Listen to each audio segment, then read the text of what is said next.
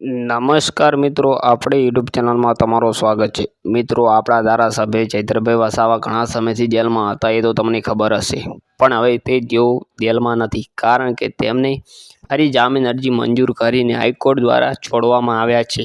એટલે આપણા ચૈતરભાઈ વસાવા જેલની બહાર આવી ગયા છે।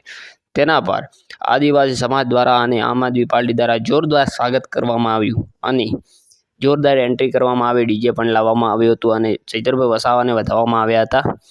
તેના દ્વારા ચૈતરભાઈ વસાવા હાલ ખુશીનો માહોલ જોવા મળે છે। લોકોની લાખોની ભીડ જોવા મળી હતી અને ચૈતરભાઈ વસાવા જેલમાંથી બહાર આવી ગયા છે, જેથી લોકોને ખુશીનો માહોલ જોવા મળ્યો હતો। તેના કારણે આપણે ચૈતરભાઈ વસાવા જેલમાંથી બહાર આવી ગયા છે।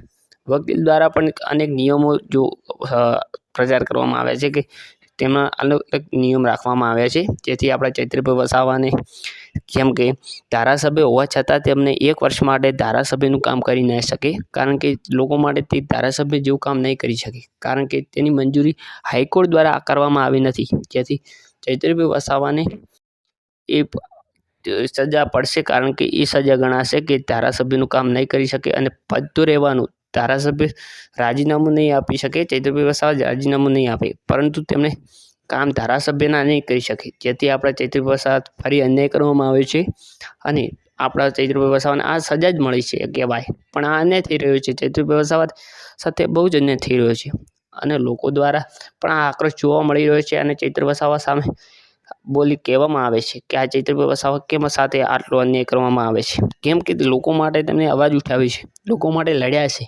અને લોકોનું કાર્યો કર્યા છે અને લોકોના ભલા માટે જ જે વિચારતા હોય છે, એમના માટે જ ભાજપ દ્વારા તેમને ફસાવવામાં આવ્યા છે। તેનો ઉપયોગ સંજય વસાવા દ્વારા કરવામાં આવ્યો છે। કાચના ગ્લાસ પર અનેક કલમો લાગી ના શકે, પરંતુ તેમને આપણે ધારાસભ્યને ફસાવવામાં આવ્યા છે, જેથી આપણા ધારાસભ્ય તો કેસ તો હજુ ચાલુ જ કેસ છે, પરંતુ ચૈતરભાઈ વસાવા જેલની બહાર આવી ગયા છે। મિત્રો, વિડીયો ગમે તો વિડીયોને લાઇક અને ચેનલને સબસ્ક્રાઈબ કરી દેજો અને મિત્રો, તમે કોને સપોર્ટ કરજો કોમેન્ટ બોક્સમાં જરૂરથી જણાવો।